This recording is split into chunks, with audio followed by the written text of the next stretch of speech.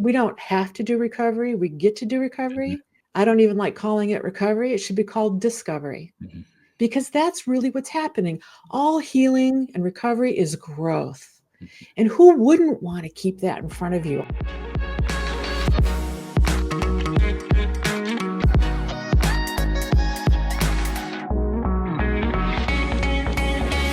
Hello, everybody. Today I am with Pam Blizzard. Pam, we are going to talk about something pretty exciting today that both of us have, I don't know, a passion around, I guess, or deeply believe in, and that is the power of groups in recovery. Before we dive in, I'll share with the audience, I didn't really take the connection thing seriously, which is odd to me because usually when I know about the science, I pay attention to the science. I honor the science. I lean into the science. I like proof. I like evidence. And in psychology, there's not a lot of it.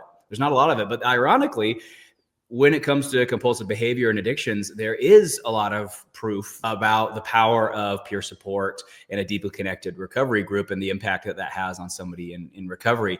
And so I didn't take it seriously. And I think, Pam, I don't think it was because I didn't believe it. I think it was because it was very challenging for me to find my peers in the rooms. Yeah, I did not find them necessarily at a lot of my intensives. I did not find them at 12-step meetings.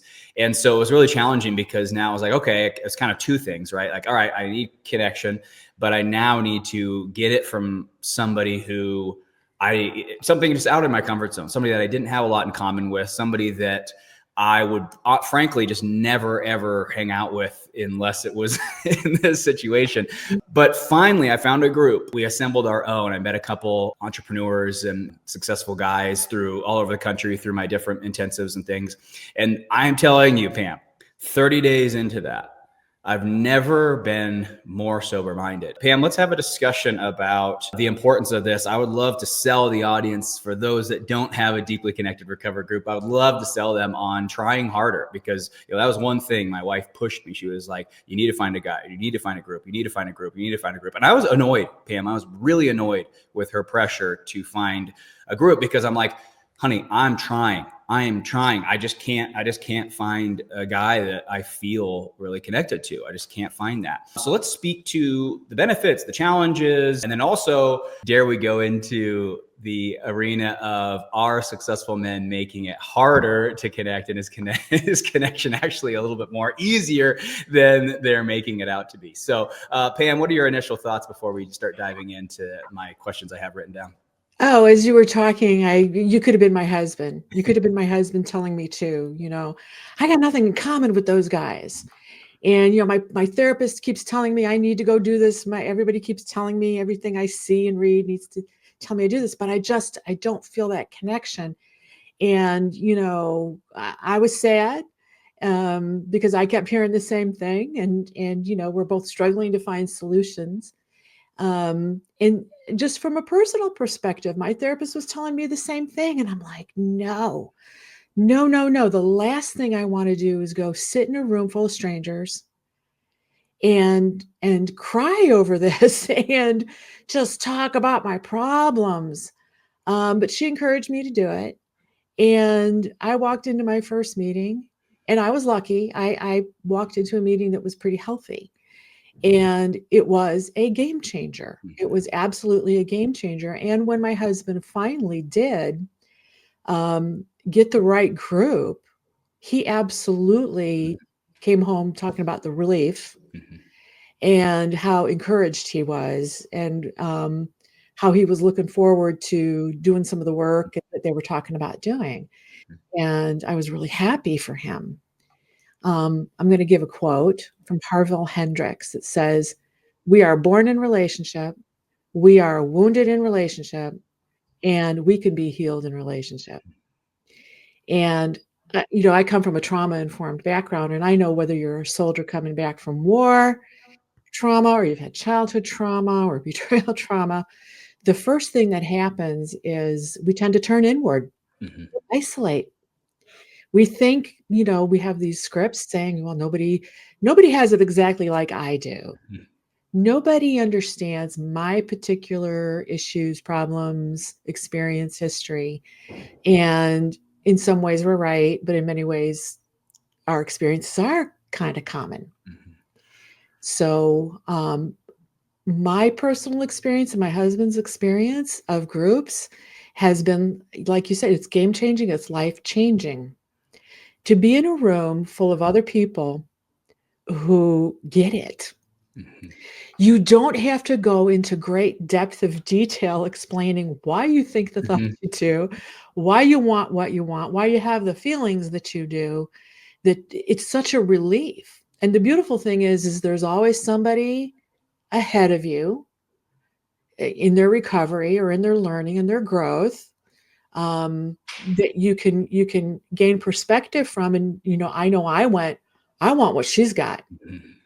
and somebody behind you a little bit that you can give to. Mhm. Mhm. So there's that more robust experience of, okay, I can sit here, I can get something from it, and I can give back, which is a really great feeling too.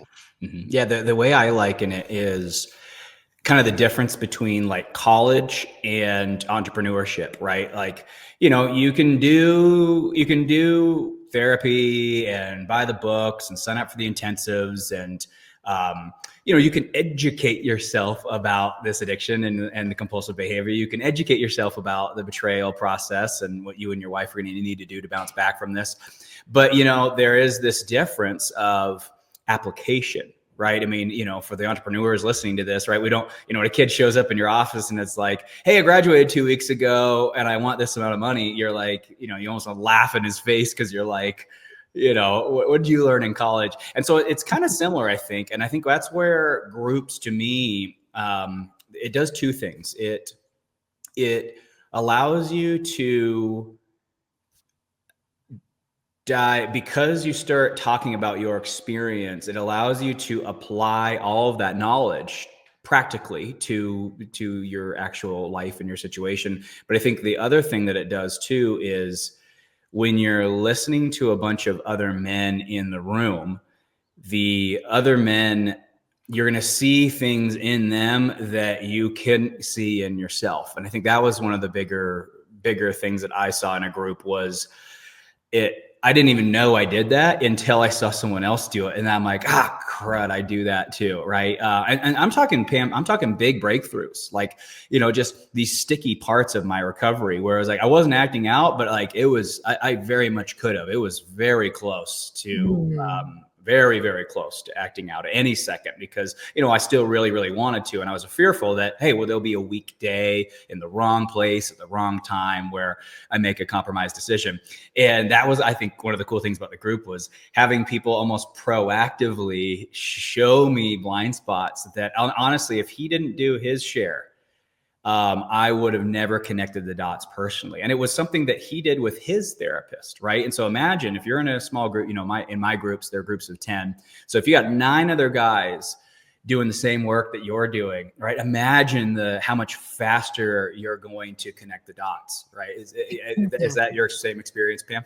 Oh yeah, and I'm an entrepreneur too, and I think anybody listening to your podcast who's an entrepreneur, no matter what your business is or your niche, your head's a little bit in marketing, Mhm. and we learned in marketing that there is power in story. Mhm. I could tell you if you want to learn how to do something, I could say, well, hey, go do step 1, do step 2, step 3. But if I tell you a story Mhm. where I walked through step 1, step 2, the listener can insert themselves more easily into that story than they can visualize themselves doing step 1, step 2, step 3. And so there's less pressure. Mhm. And it happens kind of at a subconscious level. So, and you get to decide, no, that's not my story. No, I can't see myself doing that. You get to make that choice.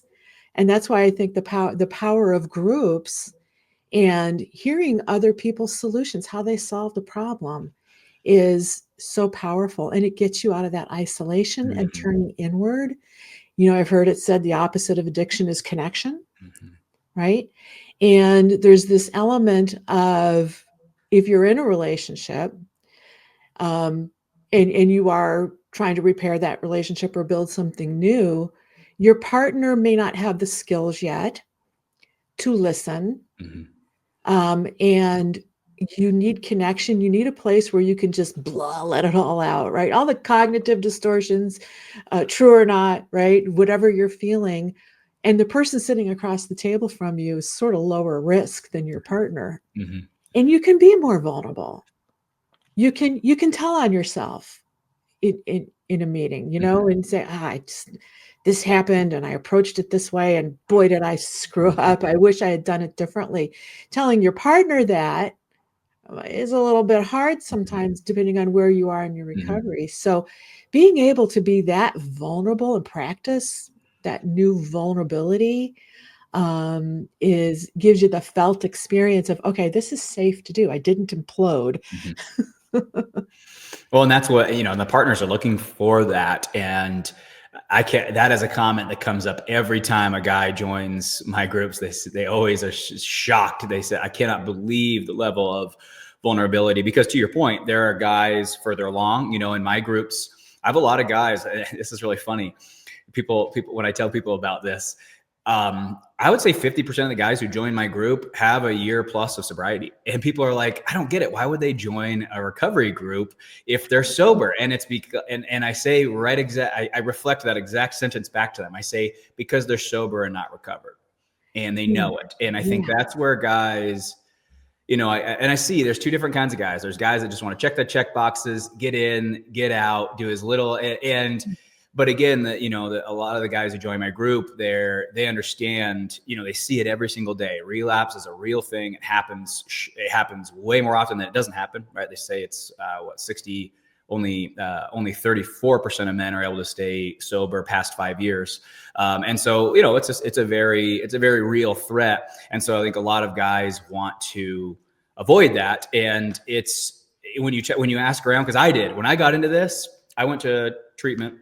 And when I was in treatment, every guy but one guy had been, this was his second round of doing all of this. And I'm freaked out because I'm telling them, guys, my wife has told me there is no third chance, right? This my second chance is what I have. And so she has told me, do the work. But otherwise, I'm not going to give you a third. So I'm in this room and there's a bunch of smart guys. And I'm thinking, what the heck? Like how, all these people are here for their second round. And I'm like, no. And I ask them and I say every single time and the answer is unanimous. I'm telling, and guys, if you know guys who've relapsed, ask them, say, hey, how did this happen? How did you relapse 2 years in, 3 years in, 5 years in, 10 years in? They will all tell you the same thing. They'll say, I took my foot off the gas. I started feeling recovered, ED, which I always tell everybody, don't ever tell anyone you're recovered. You are a person in recovery. I think saying you're recovered, I've never heard a guy in good recovery who says he's recovered. I have heard people who say they are recovered. And my impression of those people is it's like, ooh, interesting. That's a bold thing to say. But all the guys said the same thing. They said, Roland, and this was really reassuring. They said, Roland, you don't have to relapse. They said, honestly, Roland, if I kept listening to podcasts, if I had a group that I was consistently going to, weekly, this wouldn't happen. It was every single guy is like, oh yeah, I stopped going to my group and I meant to find another group and then I didn't find another group. And I used to be going to like one treatment intensive every year. I like to go to at least one a year, if not two a year.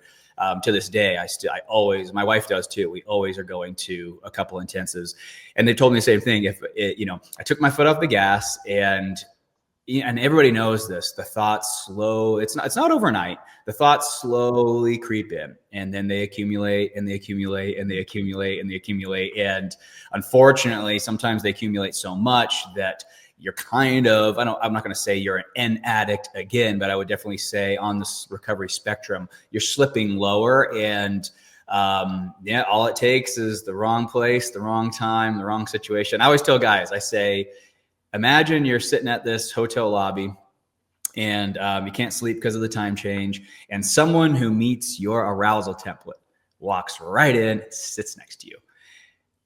A sober guy, really high up on the sober spectrum, he recognizes the threat and he sees it. He sees his brain trying to like it. He sees the temptation to flirt, but his sober mind's really strong and it's telling him, hey, brother, this is some dangerous stuff here.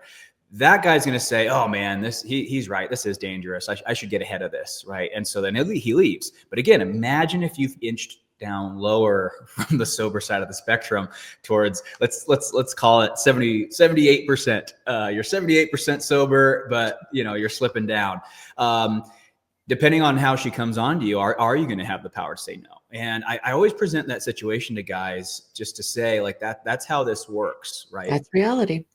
Yeah, that's a real life scenario. My husband says, hey, I could be sitting here doing step work or work from my therapist or my group. My addiction's over in the corner doing push-ups, waiting for me to be tired. Like if you're traveling, right? Hungry, hangry, right? Or in a moment of resentment over something that didn't go my way. And you've always got to keep it in front of you. Absolutely. That self-awareness. It is. And again, I think, there's a couple, here's what I'd say to guys too. I don't want to project my addiction onto you. So if you're listening and you feel like you're like, whoa, I'm not like Roland. I'm in a really good place. Okay. I've never been you. So I'm not speaking for you. I'm a statistics guy and a realist. And to me, I love my wife. It would take me lifetimes to find another woman like her. And so to me, if I have to stay in recovery forever, which is what I am still in groups. I'm still seeing multiple therapists, including couples CSATs that my wife still see even this deep into recovery. The reason we're doing it is it's not worth the risk. I don't get why, all these people, like I've seen these guys who have relapsed and now their life is, gosh, you asked for a third chance. I mean, you're going to have to probably get an apartment with a lease on it. I mean, it's that third chance is not a fun thing to ask for. Some of these guys I've seen lose custody of their kids, or at least a decent, it's to me, it's just like, dude, why even take the risk? Like, come on, it's an hour of your time. Just go to the meeting and put your time in, keep this thing top of mind.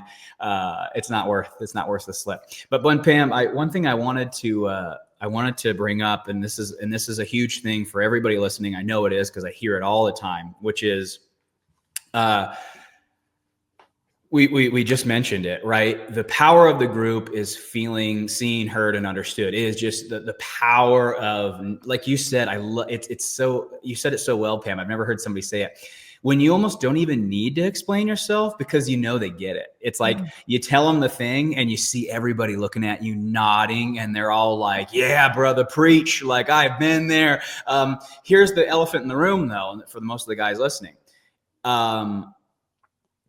There are some guys who live in Washington, D.C., Bay Area, and they've gone Seattle, and they've gone to some 12-step meetings, and they actually find a lot of successful entrepreneurial men in the group, and then the meeting ends up being a really, really great connected place. Right.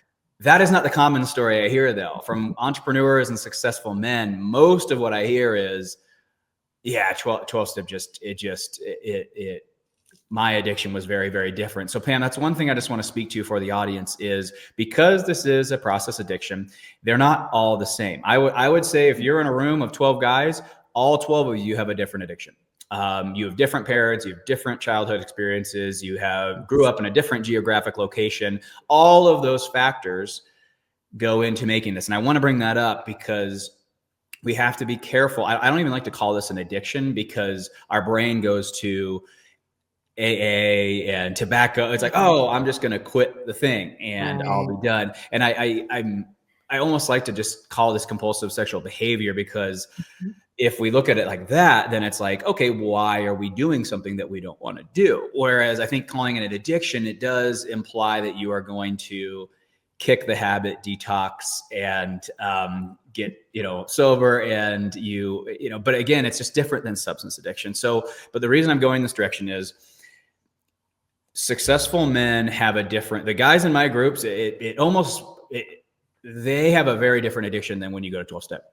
They usually, porn's not a massive issue. It's kind of like a backup plan for when they can't do their other things. These guys are charismatic. They're outgoing. They're confident. They're typically attractive, wealthy.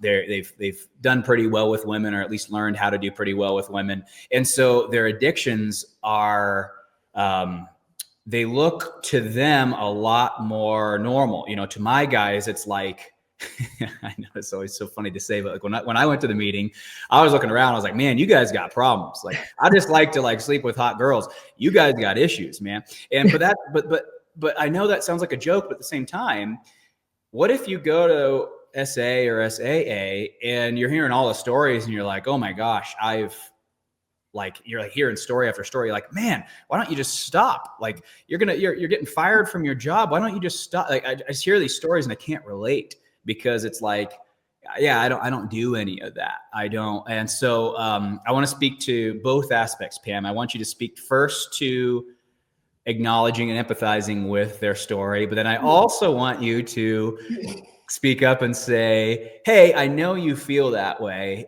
And, you know, there's still you can still get some benefit from hanging around another person who struggles in this way. So speak to both sides, because I do think connection really requires relatability and commonalities. Do you know what it's like to be me? And Pam, I couldn't stand. I'm just, you know, and everybody knows this. I'm not an anti 12-step person. I never ever could find the connection that I needed in there. I didn't feel like they understood what it was like to be a Roland, because, you know, successful men, we live a different lifestyle. I hang around different groups. My career is different. I have choice. No one's telling me where to be. I decide where I'm going to be. Nobody's telling me how much money I'm going to make. I dictate how much money I'm going to make. And so being in a room of people who couldn't understand that, and, you know, I know how to get women. I'm good at getting women. And so this concept of fantasizing, I just don't really fantasize about women. I just go get one. And a lot of successful men, it's kind of the same for them, whether it's buying one or chasing after one and convincing them to sleep with you. But my point of it all being, what if you go to a meeting and you don't feel like they have the same addiction as you? Because it's kind of a problem. I can speak to that. Absolutely. Couple of things. Sex addiction is not about sex. Correct. Okay. Ever. So, right. Mm-hmm. So there's a spectrum, and, you know, what we want to avoid is black and white polarized thinking, all or nothing thinking. And sometimes, you know, there's these, and labels are they can be helpful when they point you to a solution. They can be harmful when they box you in. Mm-hmm. So sex addiction, as we think about it, could encompass a spectrum of what we call love addiction or lust addiction, or just wanting to be worshipped. And, you know, I want somebody to see me as attractive, and that sort of like external locus of control, want somebody else to mirror me back. Mm-hmm. So what I would say is, and this is a beautiful thing about 12-step, is take what you need and leave the rest. But here's the thing about 12-step that a lot of people miss. 12 steps is a really good, healthy meeting focuses on the literature. Yeah.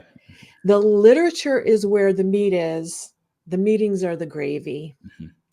And a good meeting will focus on actually looking into the literature. This is the other thing I would say about 12-step, whether you're the sexually addicted person or the person with problematic sexual behavior, or the betrayed spouse, is 12 steps not enough. Mm-hmm. It's a personal development program. And this is the other thing. We don't have to do recovery. We get to do recovery. Mm-hmm. For me, I don't even like calling it recovery. It should be called discovery, because that's really what's happening. All healing and recovery is growth. And who wouldn't want to keep that in front of you? Entrepreneurs, you know, we always want more knowledge, more, you know, education, more knowledge. So there's so much to be learned. And if you focus on the literature itself, and you take what you need and you leave the rest, there's always going to be different behaviors, different root causes. So, you know, 12-step can be an adjunct to your recovery. Now, there's some pros and cons to 12-step. In discovery, when we are telling our stories, you mentioned, you know, the look on other people's faces. There is some neurobiological data around when you tell your story, and I have some social media groups where I dissuade people from trying to do that emotional processing online, because you're shouting into a void. I encourage them to do it live with faces looking back. Like right now, you're nodding I know that you're seeing me and hearing me. You're nodding, you're smiling. You're hearing what I'm saying. I know you're seeing me and hearing me. So there's one of the drawbacks of 12-step is not having crosstalk. Not having somebody going, oh man, I know exactly what you're talking about. Yes, I'm hearing from you what I experienced too. And there's ways to get around that in 12-step. I found ways to do that. But there can be healthy groups and unhealthy groups. We entrepreneurs are solution-focused people. We don't want to live in the problem. Don't bring me problems unless you can bring me a solution. Correct. Right? We want to go live with other people who are solution-focused. Now, I love 12-step. I think it should be pinned to babies' blankets, because it encourages not trying to control what you can't control and taking a personal inventory every once in a while, staying self-aware, right? And being willing to change. But there are limitations. And so a group could be unhealthy and, they start on time, they end on time, they don't give advice, right? There's somebody in the group with significant recovery that you can look to. But if you walk into, as I've been to a lot of different 12-step groups in different states, and I've been to some really good ones and I've been to some really bad ones. I walked into one where it was just people bleeding out all over the place. They were in the problem. And I could have decided to stay and be the solution, but I wasn't there yet. And so I had to decide that group wasn't for me. But I kept looking. I didn't give up. There are so many. There are literally thousands of 12-step groups, even for SA that, via phone or online or in person, that you'd never have to be without one. I would encourage people to keep looking, but take what you need, leave the rest. Well, and I think you spoke to something that, and this drives me crazy. I was talking to, I can't remember. I was talking to somebody the other day, and he said, Roland, it sounds like you need to talk to your therapist about that. But one of the things that drives me crazy is that the CSAT, there's just therapists within sex addiction, that they're like, oh yeah, go to 12-step. There we go. We got connection checked off. And guys, like, it drives me nuts that the sex addiction field is like, oh, is he going to 12-step? Is he connect? Yeah. 12-step is not designed to connect. It is, if you look at the literature right in the beginning, it says the purpose of this group is to work the 12 steps with other people. Right. And so we got to stop we got to stop looking at it as a place to get connection, because that's not what it's designed for. Now, can you meet other people there? Absolutely. Can you exchange numbers? Can you guys go on a camping trip? Fellowship before and after? Absolutely. Exactly. But I think we do need to understand, and I'm saying this for successful, busy men, because the meeting isn't where the connection happens. It actually is, to your point, a lot of the, outside of, yes, people being vulnerable and sharing, but it's all one way, and it's done by design because there's no facilitator on site. And so we have to be very, very careful so that it doesn't turn into a bad advice. Cause I have been to some meetings. I remember I was about to do my disclosure with polygraph, and 6 of the guys there said, do not do it. It'll ruin your marriage. It'll ruin your wife. Deny it. Do not do the polygraph. Do not do disclosure. Right. And that was bad advice. If I would have done that, we would have gotten divorced. And so, so I think that's the two things. Is it's not a group designed for connection. For the love of God, we need to change that in this space. Right. It could be if you make it, but again, I think we really need to speak to this for successful guys though, because they're busy. I've got my kids thing over here. I've got all this work stuff. I don't have all this time to be going camping with and so they will go to the meeting and consider that their connection time. And I just want to speak to that connection's not you sitting in a circle and staring at the clock and counting down the seconds until you're able to leave as fast as you can. Connection is, to your point, like what happened with me and your husband. Like, the thing that I loved about a real connected group is you start to look forward to recovery. It starts to become, in our groups, I have swag, we wear our logo. Like I give them, it doesn't say I'm a sex addict, but the reason I do that is we're trying to create a tribe of, hey guys, let's do this together. This is hard. This is destroying our lives. And let's find a way to navigate this. And then the second thing you said was discovery. And I like that because especially for my population, so successful men, recovery is kind of a bad word. A lot of successful guys abandon self so long. They have created a double life. That's not even accurate for my guys. They have it's rare. My guys don't even have less than 8 lives. I mean, most successful men, we're really good at shape shifting. That's why we're successful, is we know what to say and how to act to get somebody to give us their money or sign the contract. So by the time that you're in your like 30s or 40s, I mean, gosh, you've shape shifted. You have 30 personalities, 40 personalities, 50 personalities. And so the problem with recovery is it would imply that where you're recovering what was lost.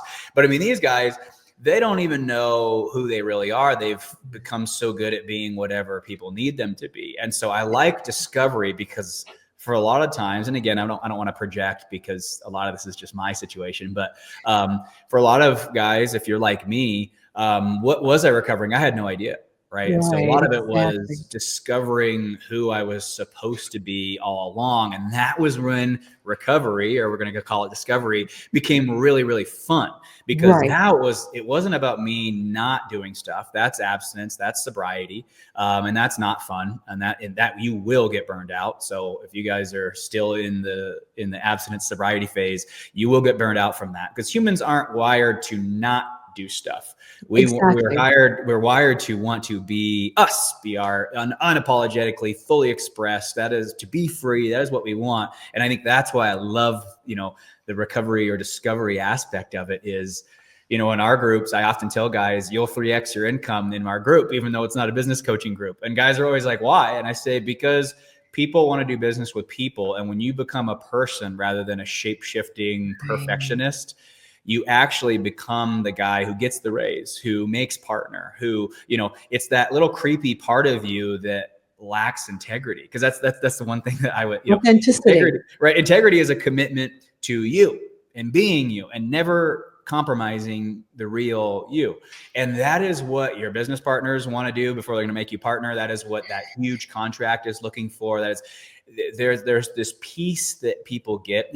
And let's not forget the marriage, Pam. Oh my gosh, that is what your wife wants, right? Your wife, like everybody, your clients, your customers, your business partner, everybody wants the sense of you being you, because they know you're going to be you tomorrow and the next day and the next day, and they like the real you. And to me, that is what wives are waiting for. Guys are always so frustrated that I don't get it. I'm sober. I haven't acted out. I don't want to act out. I'm probably never going to act out again. Why the hell is she still so mad at me? Why can't she let this go? Why does she still talk about safety? To me, my wife didn't start feeling safe until she figured out who I really was, and that I knew who I really was, and that I had a plan to be me every day, because the real me doesn't act out. And that's discovery. That's recovery. Right. And people are smart. People are intuitive. People will pick up on somebody who's wearing the mask. I mean, addiction is the mask. I could never love the mask, right? And the person behind the mask deserves love, deserves to be seen and known, and deserves the partners, both people deserve to know that my partner accepts me with all my bumps and bruises and scars and all the parts of me that are dark, that I'm trying to shine a light on. Absolutely. And you can do that in groups. You can finally be seen for who you authentically are. And like I said, you get the feeling that, oh, I was just authentic about maybe even some weaknesses that I had that I would never talk about in the boardroom. Right. But that I found that my group members accept me, and it gives you kind of the courage to go home and be the same with your wife, and see that she won't run screaming from the room. Mhm. My husband told me, I'm afraid to show you parts of myself because I think you'll just run screaming away and you'll leave me forever. Mhm. And that's a very vulnerable this statement to make to me, but it's more common than we think. I mean, we betrayed wives have the same feelings too. Mhm. And people will pick up on, and they'll say, there's something not quite right. I go on a car lot. There's not something not quite right about that guy that was just telling me about that Toyota Highlander. Yeah. I don't know what, and I don't know what it is. I can't Mhm. put my finger on it, but something doesn't feel good. Well, and Pam, I have a way to speak. I have a way to speak to that, to where these guys are going to really get it. Think about it. We know you can feel someone's intentions. You can feel them. I mean, Right. and it's really not that difficult. Like when Right. someone's trying really, really, really, really, really hard to make everyone at their party or gathering enjoy themselves, you can see their intent, and it's Obvious. so Yeah. great to be around. Oh, it's so like they open the door, welcome in, they show you where everything is, they show you where the bathroom is, right? So you see their intent. This person wants everyone here to have a really, really great time and feel comfortable. Mhm. Um, Same thing in business. There's a big difference between the guy who knows his product is the best product and he doesn't have to sell it because it's the best. And so he shows you it, but his confidence and conviction of, no, if this is your problem, then this solution will fix it. I'm the best at that. And there's this calm, comforting peace in that, versus the guy who can't wait to get his commission. You can feel that too, right? Absolutely. There's comparisons. There's, you feel pressured. A lot of grandiose and overstate. We can feel what somebody's trying to do. If Yeah. that guy really wants us to sign this because he needs one more deal to hit his bonus marker this month, versus the guy who is like, no, I have the best product out there. I don't need to say any of that stuff. It's the best. And if they can't see it's the best, then it's not for them. Right. And, Right, and there's this exactly. comfort in that. Now let's go back to recovery. So you guys, the reason I love what you brought up here, Pam, because so think about it. I'm going to speak to my guys. So my guys, their process addiction is largely around attention, admiration, feeling respected, admired, superior, accomplished. So think about it. If that's your intent every day, is how many guys can I make wish they could be me? How many women can I make wish that they could be my wife? Right? That they could date me, right? If that's your energy every day, is what can I do? What can I buy? What can I say? How can I act so I can position myself as one of the most desirable, accomplished men in the room? And I know it sounds kind of crazy, but I mean, guys, like driven men, I would say it's probably like 90% of your recipe every day is what's hard to do. Oh, I'm going to go do it then. Okay, now what's hard to do? Oh, that? Well, I'm going to go do that then and show everybody that it's easy for me. And think about that. The whole time I lived my life, it's actually really embarrassing to think back. How many people knew that that was what I was doing, even though I thought they didn't know? I'm guessing a lot, Pam. A I'm lot. guessing a lot. And I'm actually A lot. really, I feel embarrassed every time I say that, because I think back to how many like really impressive men that I got to meet and spend some time with. And I think back, man, I wonder if they could see the desperation in me, and the whole time I thought they didn't see that. I thought we were buddies and pals, but I reflect back and I'm like, I wasn't fooling everybody. I mean, because now as a person in discovery, I see it from a mile away. When I see a guy who wants nothing more than to have everyone think that he is the smartest, most capable, most attractive, can get the most amount of women, can get. Do you want to hang out with that I guy? can see it. Do you want to hang out with him? Yeah. And human beings that listen, the way our species survived, and I do, we've got science to back this up. We won't geek out on that. Is by being able to read people's faces and Yeah. body language, whether it's at a conscious level or not. It's actually a very subconscious level. And you can tell what people value. You can tell by micro expressions on their face, and you can tell by the things they say and the way they phrase their language. And so our biggest problem as human beings is we think we wear better masks than we really do. People do pick up on that. And again, even if I couldn't put words to it, there was something in my gut, that prehistoric gut, that said, I don't know if I could really trust that person to tell me the total truth about the history of that car over there. And again, do you want to be that person? And would you rather hang out Mhm. with a man who says, yeah, I grew up and I had a lot of weaknesses. I grew up with some weaknesses, and I've had these problems, or I've ran into these challenges, and here's how I'm dealing with them, and here's some I'm still dealing with. Somebody who's authentic Mhm. and vulnerable, and is willing to show their humanity. I don't believe anybody who says, I have no weaknesses, I've got it all under control. Um, nah.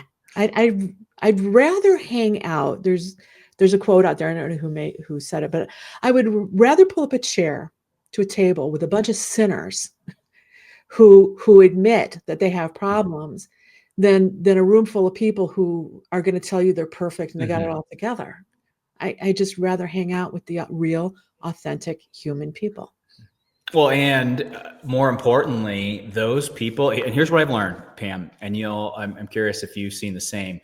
What happens in recovery is you let go of those and you start to rehumanize yourself again. So you start to, rather than, because successful men, by the time they're 12, they've really killed off their humanity. And it's like, I'm going to do everything perfect.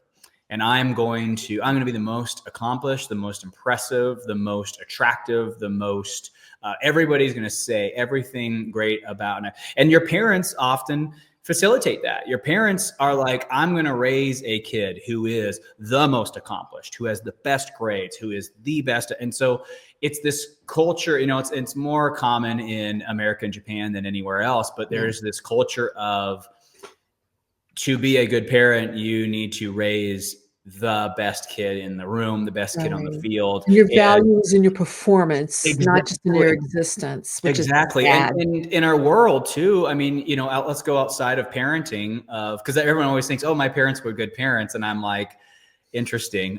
Typically when people say, oh, I had great parents, it's like, oh, they told you how to become rich and how to be successful and how to look good and how to, well, that's not good parenting. That'll turn you into a sex addict.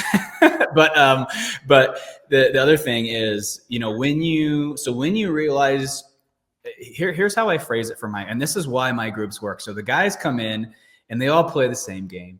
That's the thing about my groups is they come in, it's all a bunch of successful dudes. They know the game, because successful men are like their own race of people. And I'm doing some research on this, and eventually I'd like to bring it to ITAP. It won't be ready for next year, but probably the year after that.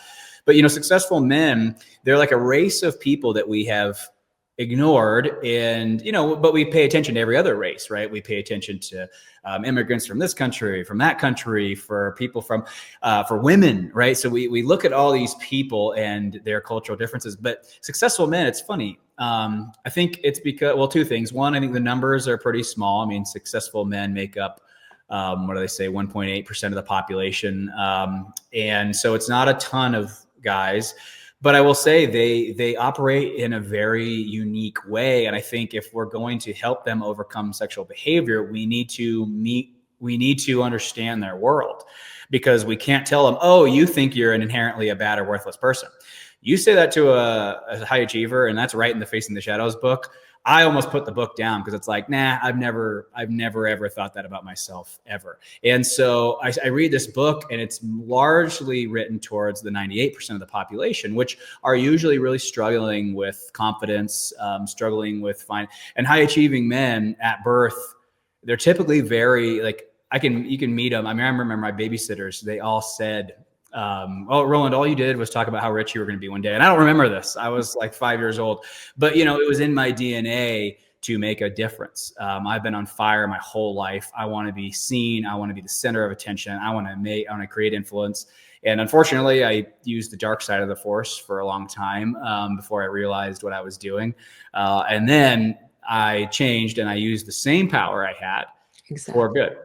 Because that's the thing, you can use influence. That's why I love the Star Wars trilogy. Is it's the you see a Jedi turn into the evil person. And that is what addiction is. You have a choice. Do I stay a man of integrity and be one person and don't compromise? Or do I, the dark side, become a people pleaser and a person that impresses people at all costs, a shapeshifter, how am I going to please all of their definitions of what an oppressive guy is? That's how I call kind of the dark side is I can use these powers of influence for two things, Pam. I can either use them to how I'm doing it now. I can write books and tell guys about all the mistakes that I've made and hope that they don't make the same mistakes. Or I could take all of my influence and power and energy and go to Vegas pool parties and show off my abs and try and sleep with as many women as I can. So there's two different ways I can use my charisma and my powers and my ability to influence. I can either make this world worse or I can make it better. And I think one of the things that my groups do is guys come in and they've been using their powers to make people impressed by them and women to be attracted to them. And finally they sit in this room and it's like, all right, guys, are we going to hang this up? Like, can we all admit that this is a bit childish and not going anywhere? But again, until you're in a room full of guys who are playing that game, I'll be honest, Pam, it's a game that a lot of guys are scared to let go of because it's made us so successful. It's earned us so many. I mean, it's got me likes on Instagram. It's got, the world loves the rich, tan, buff guy who can buy anything he wants and get, that's the guy who's celebrated on Instagram,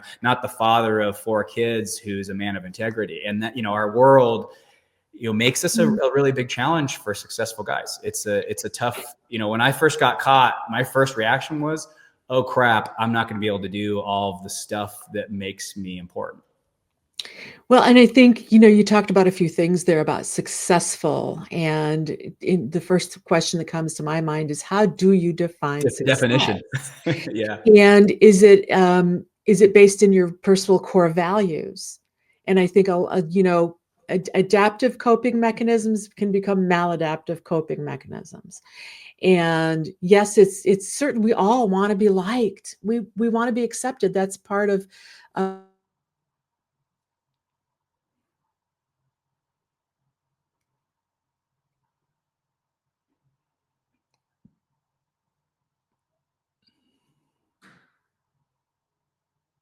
would not leave us out on the ice. And so how do you define success? Is it a personal core values?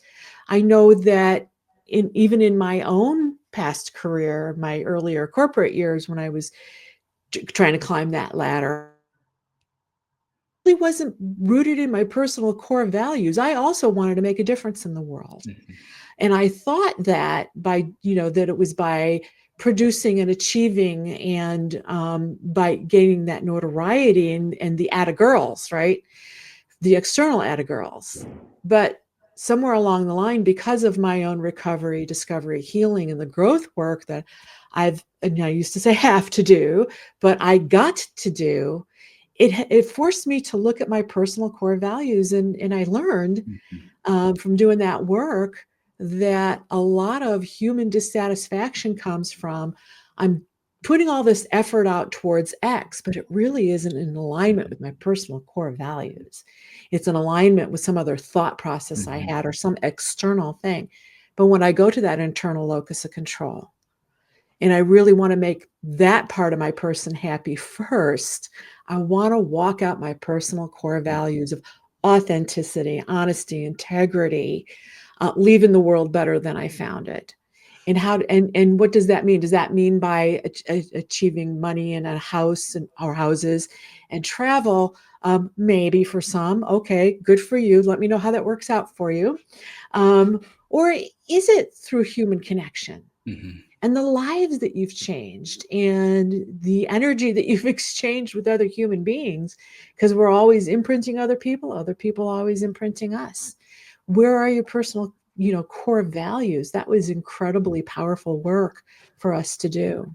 Well, and you bring up a point that I talk about a lot. It's like the first third of my book that I wrote for high achievers with sex addiction was exactly on this point, which was we live in a world that does not value integrity, monogamy and morals and values. We say we do. We get married and sign contracts. We talk about honesty and all this. But when you look at really what we do, we are getting plastic surgery. We're upgrading our cars. We're upgrading our homes. I mean, if I was an alien life form, I've said this before on podcasts, if I was an alien life form and I came down here and you guys told me that you value integrity, monogamy, and morals and values, I wouldn't see it.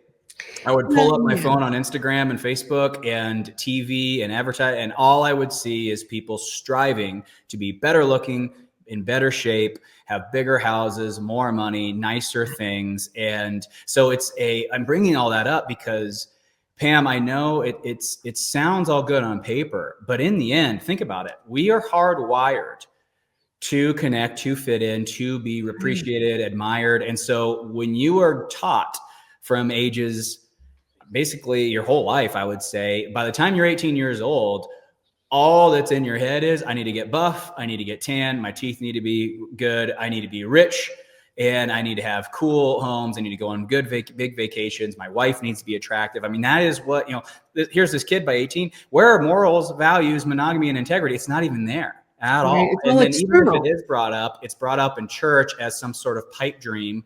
But then when you turn your head out of church and you go back into the real world, it's like, well, sure looks like these are the guys that everybody likes. I mean, when was the last time they made, when was the last time an Instagram reel went viral about a guy who was just a really great parent? That's not what it is. It's the guy who was in his mansion and had a bunch of chicks in his hot tub who were in their underwear, right? And so we live in this really interesting place where we are celebrating rappers and wealthy. We're celebrating people who do not value monogamy, integrity, and morals and values. They value capitalism. I'd say there's a percentage of people that do. Well, I would say I would say high achievers. And when I speak to this, I'm speaking to my audience, because my audience, they want to make a difference. They want to make a splash. And so when we teach these men, here are the men that people notice. It is not, and it's trending further and further and further in the other direction. I mean, it used to be the Martin Luther King Jr.'s. Now it's the Jesse Itzlers, the Gary Vaynerchuks, the Grant Cardones, the Ed Miletts. It's this definition of success is how many guys wish they could be you and how many women wish they could be your wife. Is that where you want to be, though, really? It's not, but at the same time, it's really tough for you to tell me that when I'm 24, when for the first 24 years, all I heard from all my friends was, hey, did you see this guy? Hey, did you see this movie? And when I watch the movie, it's a rich guy with a six pack who all the women love and all the men wish they could be. James Bond is not known for his monogamy. And so that's the thing, is if we have celebrated this lifestyle, but then over here, we're claiming that this is actually the good thing. To me, as a successful person who's capable and charismatic and powerful of really having any kind of life you want, we need to be careful what we're telling these young boys to build, because to me, everyone's calling this sex addiction and they're all appalled by these men's actions. I'm sorry, I'm not appalled at all. We told them to be, their own mothers taught them how to become attractive, how to court. We raised these guys to become obsessed with these things, and then they become that, and then we're mad at them for doing it, when it's like, culturally we told them these are the cream of the crop, right? James Bond, have access to resources, be attractive, wear a nice suit, sleep with 3 or 4 women every movie, never call them again. We have to, if that's being celebrated as this thing that none of us get to have, we got to be careful when you're doing that around men who know how to get what they want. Right. Because when I saw all that, it was like, my reaction, Pam, was, might be hard for you guys. I could get all that. And so I went and got it all, and look what it did to me. Yeah, that's it. And look what it did. Look where it got. Continuous diminishing return on investment, continuous further and further feeling empty, further lost from self. So yes, however, that was not the promise. They promised me that everything would be great and that everyone would celebrate me and I would be this loved and connected individual. And that is not how it goes. Right. But again, I'm just empathizing with these guys, because the sale is real. The sale is, do this and your life will be amazing. And you do those things, and Pam, your life is not amazing. You get to find out, reality, Yeah, right? Some of exactly. us, and some of us, I'm fortunate that I grew up in a family that said, life is not fair. I grew up with that kind of messaging. Life is not fair, and don't try to please all the people, because you can't please all the people all the time, no matter what you do. So some of us have this different messaging. So I do have empathy for the people that did grow up with that materialistic value system in the performative. Perform this thing. Be, instead of just be who you are. Be authentic, and valuing connection with other people, valuing the people close to you, and because really, if you want to live longer, I mean, I think everybody wants to live longer and be healthier. The people who live longer and are healthier are in trusting, safe Mhm. relationships, and in family, have family systems, and have social relationships where people do like you and trust you. Yes, you might have that James Bond car, but if you suffer a heart attack, which could happen, are those people who liked your car going to show up and sit by Mhm. your bedside in the hospital, right? So there has to be this coming aware and shiftness. And luckily for people like us, I don't know if you have children, but we get to say, hey, that stops with Mhm. us. And I could get on my soapbox about how we've come out of how many world wars, of Mhm. World War I, World War II, Korea, Vietnam, the Middle East, and there's been a lot of trauma in our culture, and a lot of lack of growing up with Yeah. empathy, Mhm. with regulating big emotions, with learning how to connect to somebody, how to be authentic, how to be self-aware. And we get to say, hey, it stops with us. And we're going to start modeling that for future generations, and maybe even the people in our Yeah. organization. Teaching boundaries, teaching values-based decisions. So I love vision, mission, values, when companies really do that and they really live it out. Are you walking it out? Because that's where, if your business is failing, go back and look at Mhm. your values. Are you walking out the values that you said, that your company was going to be built around? Mhm. Mhm. And that's I think we need to prepare kids for what marketers are going to do to you. Yeah. We need to teach them, hey, you're gonna be sold stories of happiness nonstop, and we need to teach kids, hey, the only thing is going to make you happy is you doing the thing that you have been sent here to do. Is the only thing. Oh, There's yeah. no, there's nothing else. And so your best investment you could make is figuring out why someone like you is here, and find a way to be able to do that here in the world. It's the only, trust me, I've tried everything, Pam, and I mean it. I've tried everything, things I don't even want to bring up right here live, because I'm so ashamed of some of the things that I've tried. And the only thing that finally worked was figuring out, why is it rolling here? And why would somebody with those powers, who needs somebody with those powers? And if you start asking questions like that, which to me, I think is ultimately recovery. I think advanced stages recovery, it starts to become less and less and less and less and less about the compulsive sexual behavior. And it starts to become more and more and more about, what were you supposed to be before all this went Yeah. astray? Why is a Roland here? And what I find is, when you live in alignment with your design, as we refer to it in my program, when you live in your design, guys don't act out. They don't lie. They don't posture. And authenticity is very, very easy for them, because it's not an act, it's not a performance, there's not a tick for tack, or what am I going to get from this? Right. It's, Right. this is why I'm here, and why would I be any other way? Yeah, and I found this is something I heard, and it's so powerful that I've adopted it, and I've adopted it in my teaching with the groups I run. Is, a lot of times women will say, "Well, if such and such happens, what do I do? What am I going to do?" And I Mhm. said, "You know what? Don't think about what you're going to do. Think about, who do I want to be in this moment? Yeah.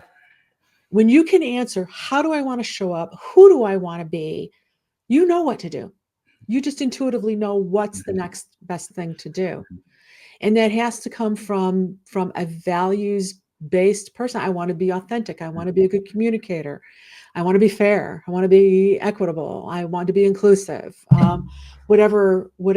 I want to be successful too, but not. Yeah, successful is important, but isn't authenticity more important? Right? They Oh, can't all weigh the same. and I love that, because that's the difference to me, at least. A lot of the guys are in abstinence and sobriety groups.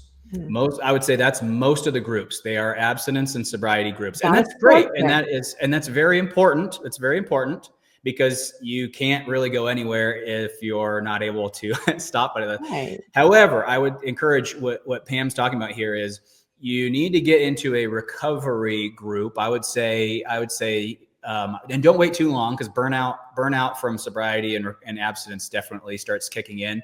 But I would say right around that 6 to 8 month mark, start looking for a group that's recovering, because the goal of those groups, they don't talk about sex and sex addiction a lot. My groups are recovery groups, and guys always are shocked at how little we're actually talking about sex and how to stop sex stuff, because in the end, it's like, listen, that's not going to go the distance. We need to talk about why this whole thing happened in the first place and what you were sent here to do, so you can step into that. Ultimately, that's what recovery is. I love this journey, Pam. I love it because what it forces men to do is what you should have been doing a long time ago, which is doing you rather than following the rules, pleasing others, trying to, recovery makes you start asking, something inside of you.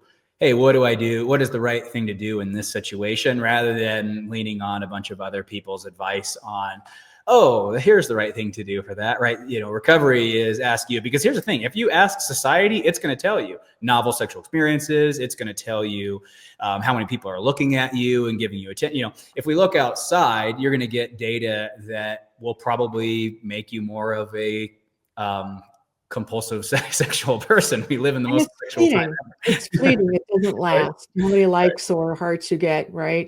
But it's, when we talk realistically about it, it's like, it's not rocket science. You could, when you have a great relationship with your actual self, you can ask your actual self, hey, is sleeping with this 24-year-old girl going to make my life better? Is it going to make my kids respect me more? Is it going to enhance the answer is no. The answer is cheating on your wife with this sex worker is all around a bad idea. Come on. It doesn't take but that's the point of recovery is, it depends on who you ask. And if you're asking people who live inside your head who don't value monogamy what to do, they're going to tell you, hey, knock your socks off, man. Go have a blast. You only live once.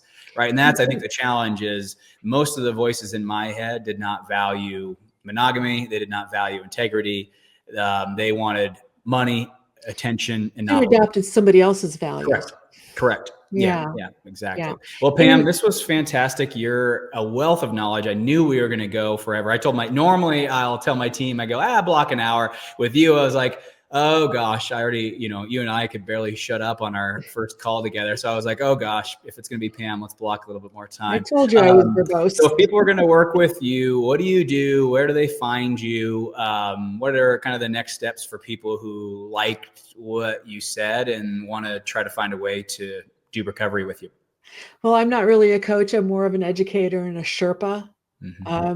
And so you can find education on boundaries, cognitive distortions at recoveredpeace.com. Also, I'm the director of couples care for Choose Connection Academy, that is couple-centered recovery. So you can find me at chooseconnectionacademy.com. I love it. You're a educator. I love that. And you're such a wealth of knowledge. And I like your, I love your approach. It's a much needed approach, allowing humans to be humans and just meeting them where they are, and then honoring sound psychology of, hey, we get it. This is complex. What do we need to do to go forward? And it's not going to look the same with every single person. So that's my big takeaway from our conversation today that really hit home was, man, there is no cookie cutter approach to getting this out of your life. A lot of it is educating yourselves. And honestly, you want the best. I'll say this to everybody, and this applies to betrayed partners and men in recovery. If you guys really want to get out of this. And you need to help your professionals help you. If you just show up and say, hey, fix me, it's going to take twice as long as it would if you really start leaning in, listening to the podcast, reading the books, right? My book just popped out on Amazon. It's about on Audible next week. Educate yourself and then go back to your therapist and say, hey, I read this book and Roland was talking about how guys can be almost more so addicted to deception and control than they could be sex. What's that all about? I think that could be me, right? Rather than showing up and saying, hey, therapist, fix me, right? Because then we talk for 50 minutes trying to figure out what's going on. And then we got 10 minutes to give you a little nugget, and it just moves a lot slower that way. So that was kind of my take from this, Pam, was, it really became obvious. You got to take your recovery into your own hands and lean on these professionals to help you rather than sitting back and waiting for us to fix you. It doesn't really work that way. Join the Do Something Different Club. Yeah, look at you. PSD, do something different. You've got to retrain your brain and rewire those neurons to fire differently. Yeah, your therapist has never been you. You've been you. So tell them what it's like to be a you, and then they will be able to help you twice as fast. I love that, Pam. Well, this was so awesome. I am definitely going to keep you on the roster as a twice a year guest because you're just too smart, too fun to talk to. And I know people are going to have such a great time with this. So thank you. Thank you so much. This has been fun. I've enjoyed it. I've enjoyed our conversation.